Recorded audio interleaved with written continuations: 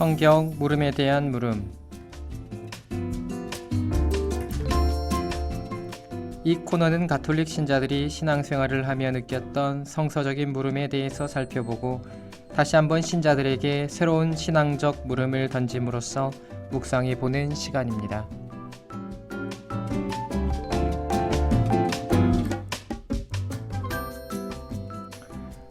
안녕하십니까. 사목국에 있는 종교연 시몬 신부입니다. 반갑습니다. 오늘은 지난주에 혼자서 방송을 했는데요. 오늘은 또 손님들을 모시고 함께 이야기를 나누어 보려고 합니다. 어서 오십시오, 선생님들. 네, 안녕하세요. 반갑습니다. 너무 우렁차게 그냥 대답을 하시네요. 군인들인 줄 알았어요. 네, 오늘 오신 분들은 새로나회 봉사자님들인데 우리 교구 성경 사목에는 성서사도직에서 운영하는 사목국에서 운영하는 교구 성경 사목에는 두 축이 있어요. 이게 여정회라는 단체와 그리고 새로나회라는 단체, 이 두 축으로 이루어져 있는데 이 두 단체들을 통해서 교구의 성경 사목이 전반적으로 꾸려지게 됩니다. 그 가운데서 우리가 여정 봉사자회 선생님들과 지난달까지 이야기를 나누었다면 이번 달과 다음 달에는 우리 새로나회 봉사자 선생님들을 소개하고 또 봉사자 선생님들과 성경에 대한 이야기를 나누려고 합니다. 우리 애청자 여러분들께 잠깐 인사 좀 해주시겠습니까?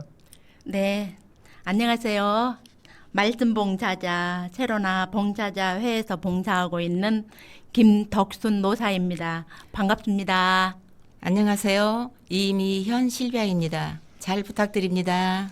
네, 두 분이 이렇게 오신 이유는 우리 실비아 선생님이 회장님이고 지금 현재 로사 선생님이 지금 부회장님입니다. 그래서 이렇게 맨 첫 번째로 오셨다라고 미리 청취자 여러분들께 말씀을 드리고 그 이전에 오셨던 거 했던 여정 봉사자회랑 같이 방송했던 거 보셨습니까?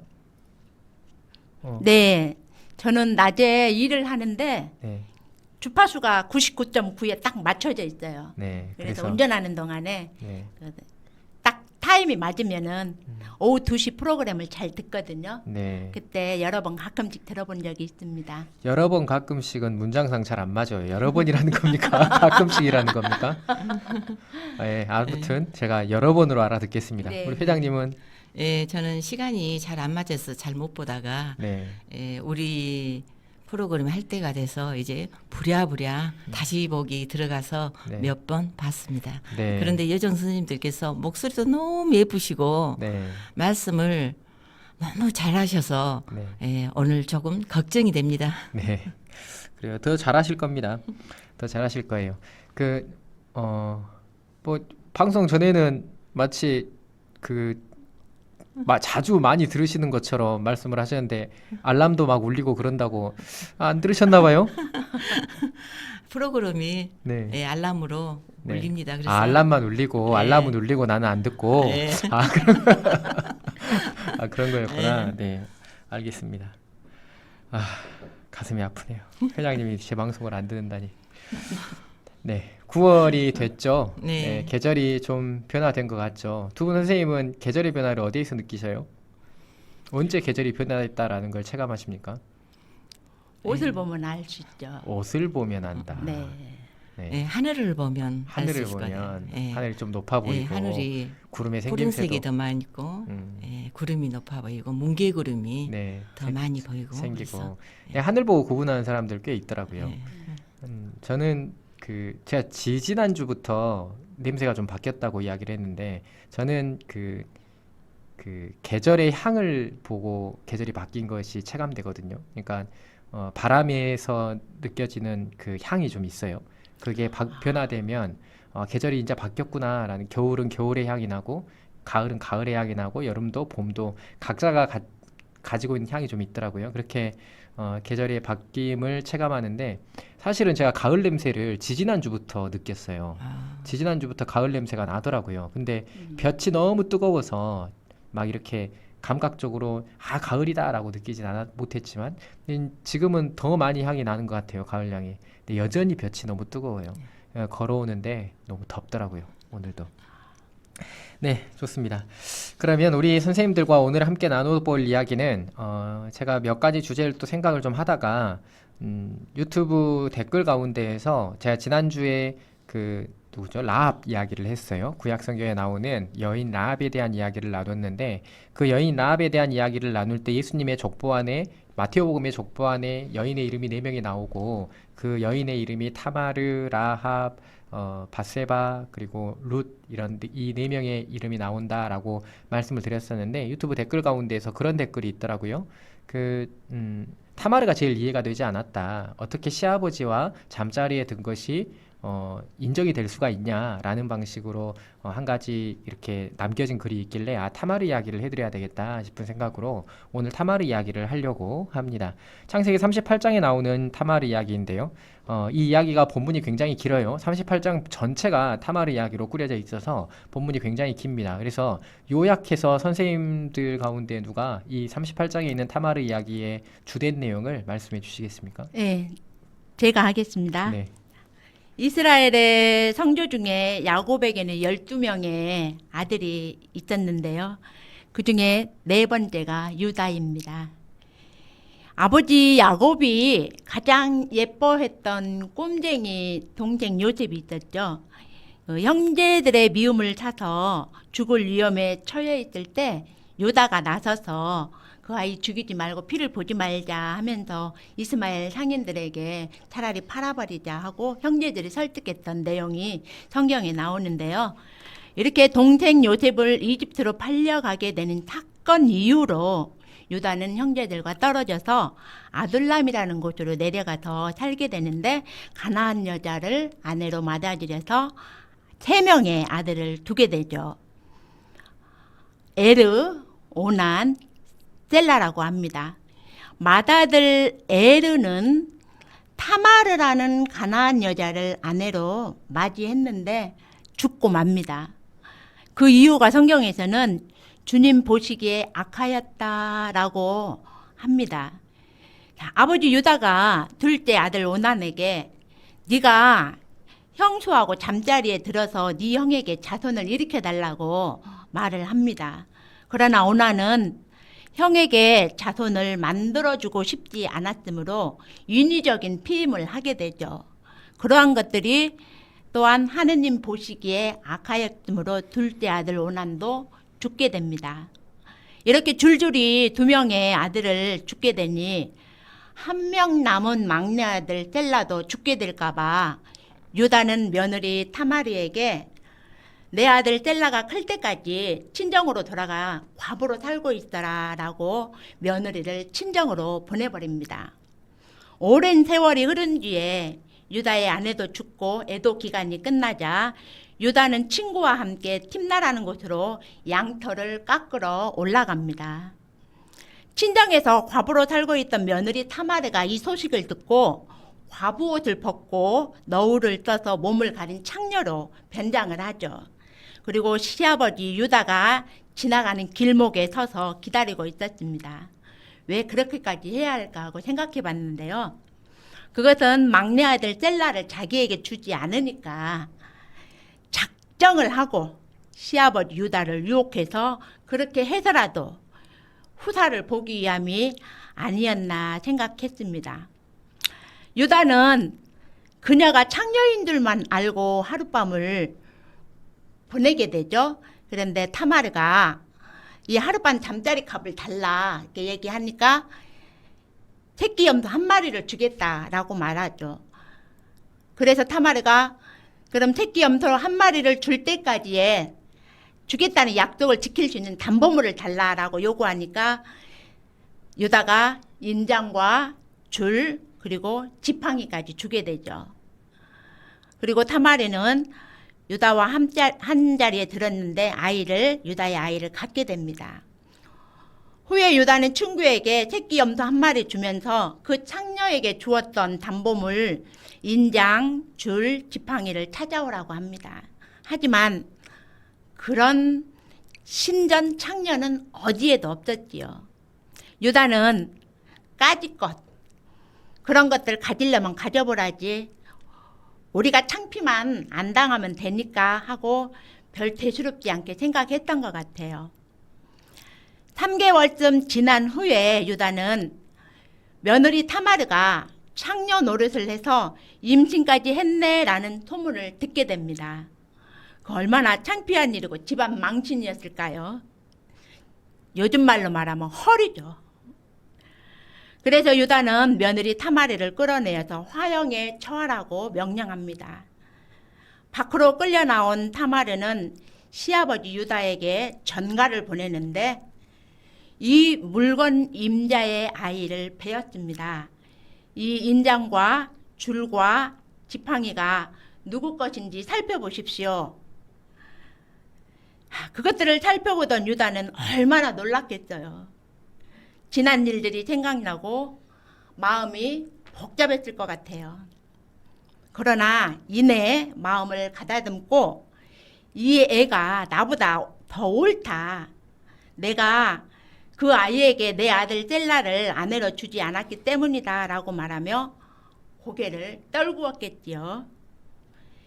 이렇게 며느리 타마르가 한 행위에 대해서 인정하고 그 뒤 유다는 다시는 그녀를 가까이 하지 않았다고 합니다. 그 뒤에 타마르는 유다의 아들들을 낳게 되는데요. 페레츠와 제라라는 쌍둥이를 낳게 됩니다. 훗날 페레츠는 다윗의 조상이 되었고 예수 그리스도의 조상으로 족보에 기록이 됩니다. 여기까지만 하겠습니다. 거기까지가 다인데요. 혹시 보충할 이야기 있으십니까? 예, 로서 선생님이 타마르에 대한 성경 말씀을 너무나 잘해 주셨기 때문에 저는 유다에 대해서 이야기해 볼까 합니다. 유다는 자기 이기심과 욕심 때문에 타마르를 속이는 죄를 지었지만 저는 가장 인간적인 나약한 모습을 보았습니다. 두 아들을 잃고 막내 아들까지 타마르 때문에 죽을지도 모른다는 두려움에 어떤 핑계라도 대서 타마르를 보내버리고 싶었겠지요. 항상 마음속에는 그래도 타마르를 그렇게 해서 내보냈다는 죄책감에 남아 있었으리라고 생각됩니다. 그리고 세월이 흘러 잊혀질 때가 되어 창녀를 만났는데 창녀가 제시하는 조건이 정말로 얼토당토 안 했죠. 그러나 유다는 창녀에게 모든 것을 내어주었습니다. 그 지팡이까지 내어주었다는 건 타마르에게 지키지 못한 약속이 떠올랐지 않나 생각됩니다. 저는 여기에서 지팡이에 대해서 잠깐 머물러 봤습니다. 구약 성경에서 지팡이는 하느님이 선택한 특별한 사람만이 지닐 수 있는 지팡이라는 생각이 듭니다. 아론의 지팡이나 모세의 지팡이를 볼 때 그런 생각이 들었습니다. 그런데 그 귀한 지팡이를 한낱 창녀에게 약속을 지키기 위해 내주었다는 건 큰 의미가 있는 것 같습니다. 하느님께서 성도들에게 약속하신 후손들이 다윗의 자손에게 이어지며 구세주이신 예수 그리스도의 탄생에까지 이어지는 하느님의 약속이 이행이라는 생각이 들었습니다. 여기까지 하겠습니다. 네. 지팡이에 대한 것 어디 책에서 보셨어요? 아니요. 그냥 생각하신 겁니까? 네. 그래요. 이건 좀 정정을 해야 될 것 같아요. 네.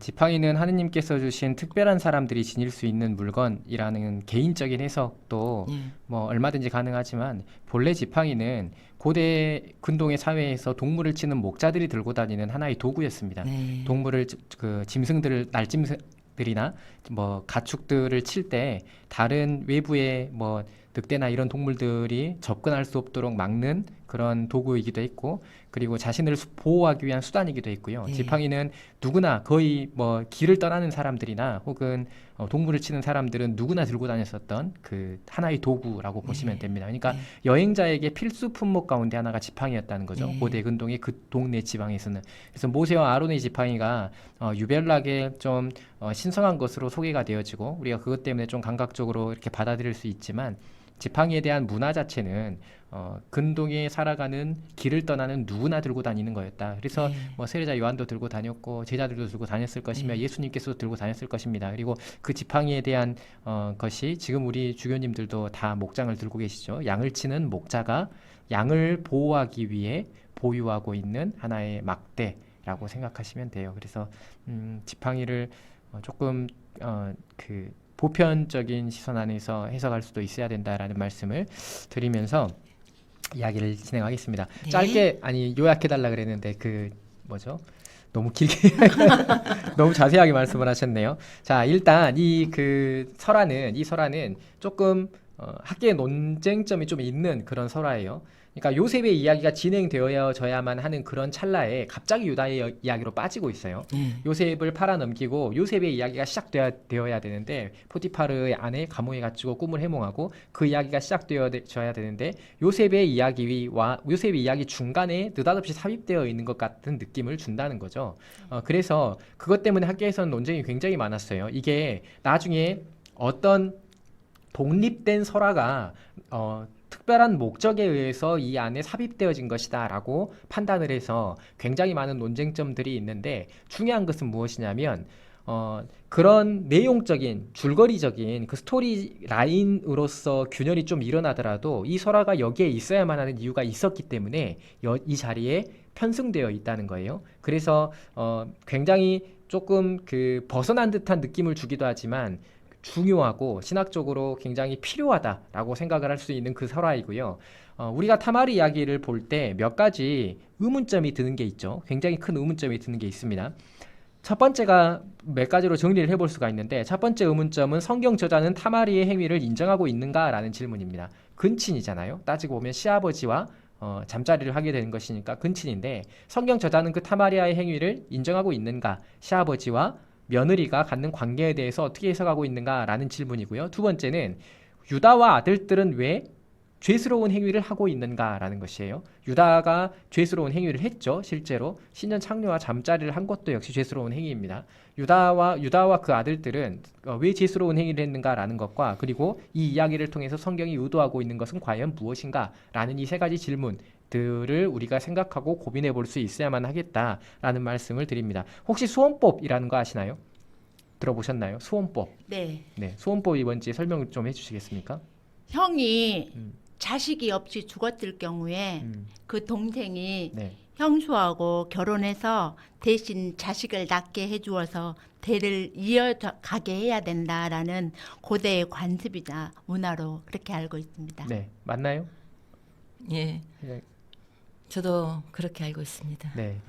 맞습니다. 네. 우리가 보통 예수님과 사두가이의 논쟁에서 드러나는 그 내용이 그 소원법이죠. 곧 예수님과 사두가이의 논쟁에서는 형이 먼저 죽고 형수가 둘째랑 결혼했는데 또 둘째도 죽고 셋째가 결혼해 셋째도 또 죽고 일곱째까지 그렇게 됐는데 그러면 마지막 날 부활 때 도대체 그 여인은 누구의 부인입니까? 라는 그런 질문이 있었죠. 이게 소원법이었는데 소원법의 의도가 무엇인지 알고 계십니까? 왜 소원법이 있을까요? 이스라엘에는? 자, 제가 대답을 해드리겠습니다. 수원법이 존재하는 이유는 이스라엘뿐만이 아니라 고대 근동의 그 사회 안에 수원법이 존재하는 이유는 자손에 대한 그 종족의 그 보존, 그러니까 우리가 사람들을 자손들을 많이 낳아야만 하는 것이 그들의 기본적인 욕구였고 기본적인 열망이었기 때문에 그래요. 생존 자체가 가장 큰 욕구였고 이것이 자손들을 통해서 이루어진다라고 생각을 했기 때문에 자손들을 낳는 것이야말로 가장 중요한 일이었습니다. 그래서 어떤 방식으로든지 자손을 낳아야만 했어요. 고대 근동 안에 지금 우리 타마르 이야기 안에서 신전 창녀가 나오잖아요. 사실 근동의 문화 안에서 이스라엘에는 신전 창녀가 없었냐? 공식적으로는 신전 창녀가 있으면 안 돼요. 법적으로는 있으면 안 되는데 있었습니다. 각각의 신당들에 뭐 불법일 수도 있고 나쁜 문화일 수도 있는데 있었어요. 근데 고대 근동 안에 신전 창녀가 있는 그 문화가 존재하는 이유는 마찬가지로 자손을 많이 낳기 위해서 그래요. 자손을 많이 낳기 위해서 신전 창녀에 대한 문화가 있었다는 거예요. 물론 신전 창녀가 고대 근동의 신화나 신관들과 굉장히 많이 연결되기도 하지만 이것들은 좀 복잡하니까 나중에 성경 공부를 할 때 차근차근 배워보도록 하면 좋겠고, 신전 창녀라는 것이 공식적으로 있었다라는 것을 우리가 생각을 해볼 수가 있어요. 소원법의 목적은 그래서 신전 창녀도 그렇지만 자손을 많이 낳기 위한 게 목적이라는 거예요. 소원법은 자손을 되도록이면 많이 낳게, 우리 가족들, 우리 민족들, 우리 사람들이 많이 유지될 수 있도록 만드는 게 소원법의 기본적인 목적이라는 겁니다. 그래서 성경 안에도 있어요.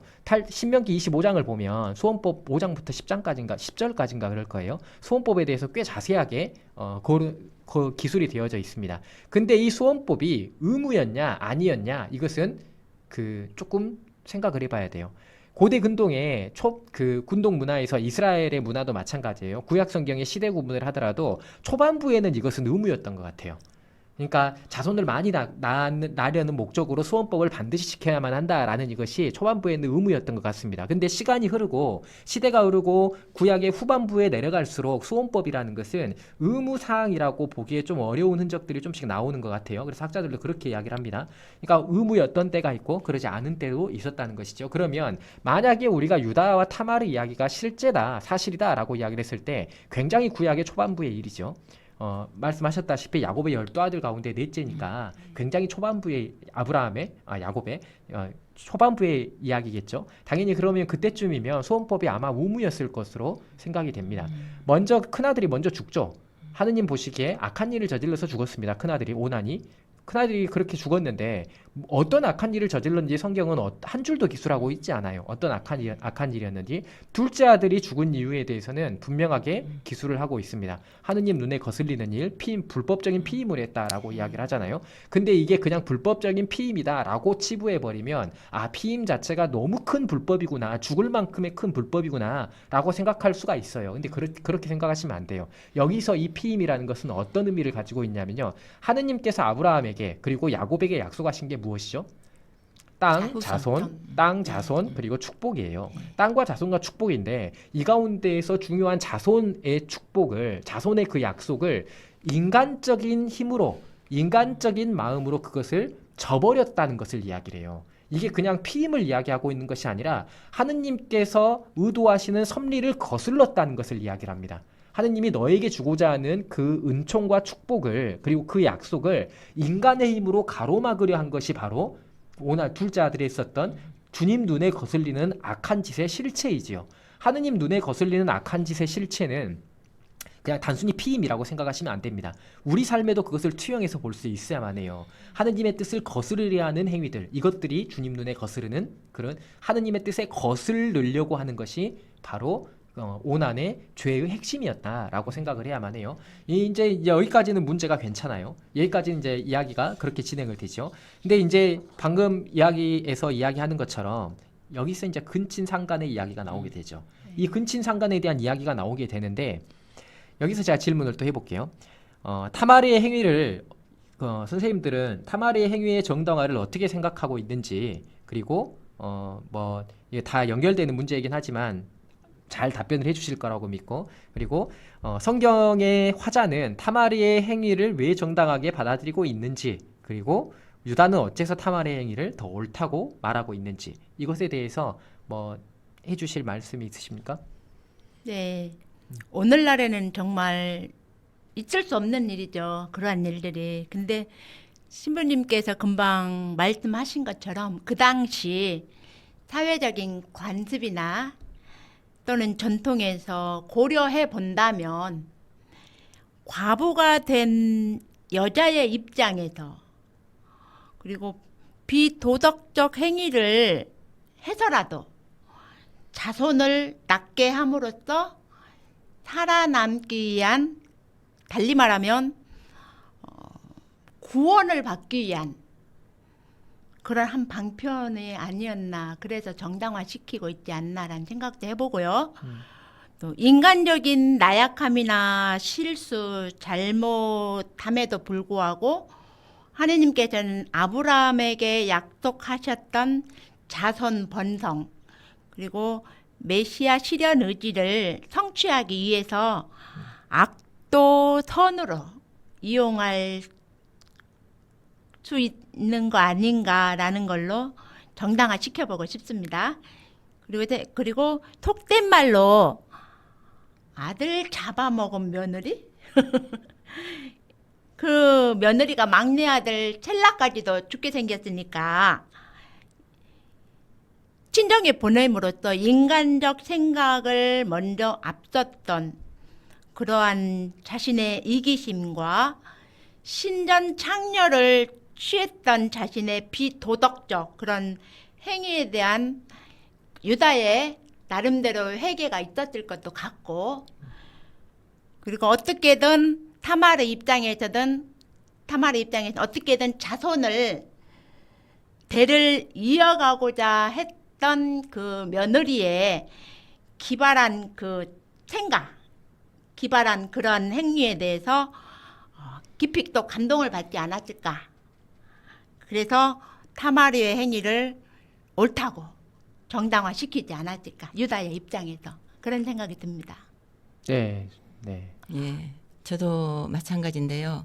예, 지금 우리 시대에서는 도저히 이해와 납득이 되지 않는 사건이죠. 근데 그 시대상의 여인들의 삶이 얼마나 비참했는지 느껴지기도 합니다. 그 시대상의 여인들은 타마르가 남이 아닌 시아버지와 관계를 결심한 것은 그 가문의 대를 이었어야 됐죠.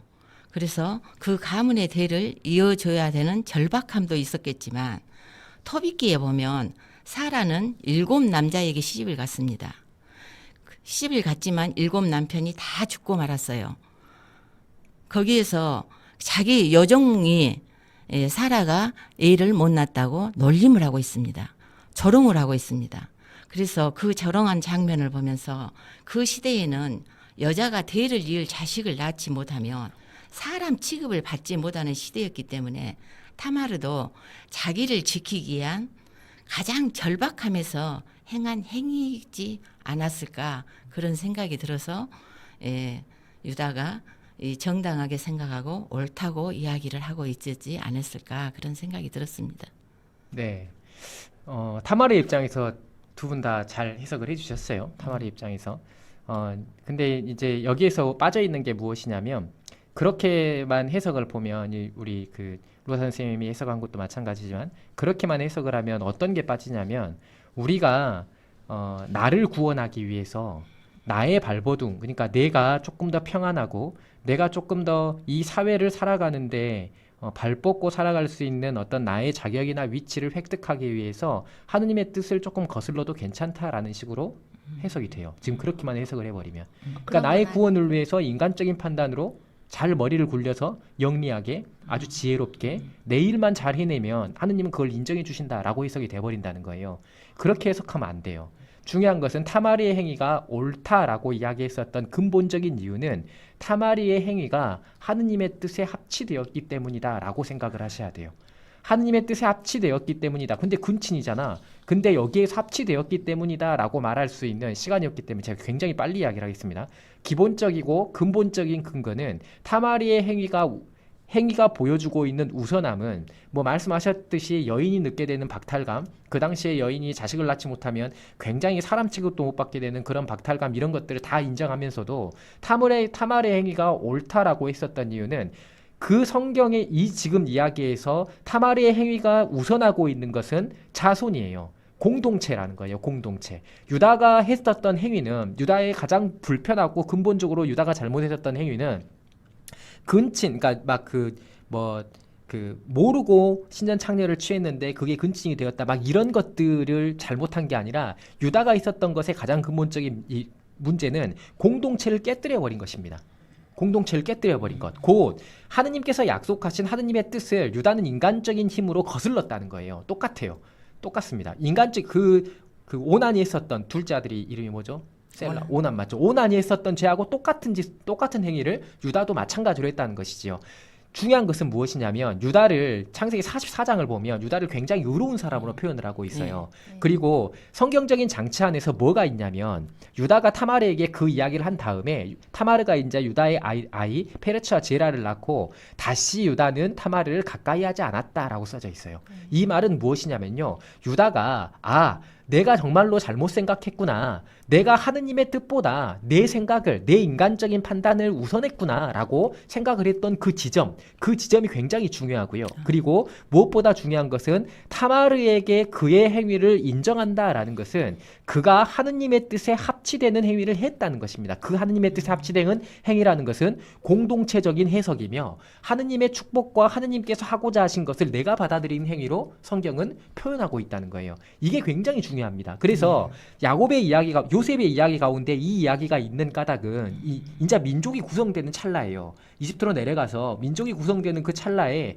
이 민족적 공동체성이야말로 가장 우선해야만 하는 하느님의 옳음이고 정의죠. 하느님의 의로움이고 우리가 민족적 그 구성, 민족적 결성과 그 공동체성이 하느님의 의로움을 판가름하는 정말 중요한 기준이 된다라는 것을 가르치는 게 이 설화라는 거죠. 그러니까 이 설화가 아브라함도 그래요. 아브라함도 자기 누이를 부인을 누이라고 속이잖아요. 인간적인 생각으로 그것을 벗어나고자 했어요. 파라오로부터 엄청나게 큰 질타를 받죠. 아비멜렉으로부터 엄청나게 큰 질타를 받아요. 그러니까 인간적인 계략으로 이것을 벗어나려고 하는 것이 아니라 하느님을 믿고 하느님께서 해주신 일을 확신하고 하느님의 뜻에 합치되는 삶을 살아가는 것이 무엇보다 우선한다라는 것을 가르치는 게 이 설화이고 인간적인 생각으로 무엇을 이겨낸다라고 하는 것보다 무엇보다 먼저 하느님께서 뭘 원하시는지 하느님께서 하고자 하시는 것이 무엇인지 하느님께서 나에게 뭘 주려고 하시는지 이런 고민들 속에서 내 삶을 선택해야만 한다라는 것을 가르치는 게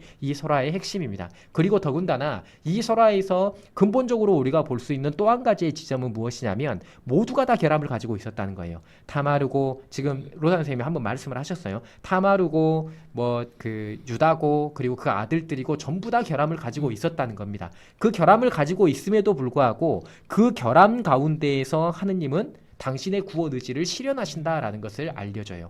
어떤 인간적인 결함도 인간적인 부족함도 하느님께서 구원하시고자 하는 의지를 무너뜨릴 수 없다라는 그 지점을 알려준다는 것이죠. 네, 오늘 여기까지 이야기를 하겠고요. 제가 할 말이 더 많이 남았는데 오늘 이야기가 좀 길어져서 여기까지 이야기를 하겠고 오늘 선생님들 고생하셨습니다. 잠깐 한 10초씩만 소감 한마디씩 해주시겠습니까? 오늘 유익한 시간이었습니다. 네, 그걸로 끝입니까? 예. 네. 저희들이 잘 몰랐던 부분까지도 신부님께서 다 잘 짚어주셔서 아주 도움이 많이 됐고 성경 공부를 하는데 좀 핵심을 알고 들어가야 되겠다는 그런 생각이 들었습니다. 네, 감사합니다. 아무튼 오늘 이렇게 나와주셔서 긴장 많이 하셨을 텐데 감사드리고요. 여기서 우리는 마치도록 하겠습니다. 네, 수고하셨습니다. 감사합니다. 네, 감사합니다. 마지막 신청곡 들으실 텐데요. 실비아 자매님께서 신청하신 곡입니다. 누군가 널 위해 기도하네라는 노래인데 신청하신 이유 있으십니까? 네, 제가 힘들고 어려움이 많을 때 좌절해 있을 때 눈을 감고 가만히 기도를 하면 지금 누군가가 나를 위해서 기도를 하고 있는데 내가 이렇게 좌절해 있으면 안 되겠구나 그래가지고 다시 일어설 수 있는 힘을 갖습니다. 이 노래를 들음으로써. 네, 그래서 신청했습니다. 네, 감사합니다. 듣겠습니다. 포가 부른 누군가 널 위해 기도하네.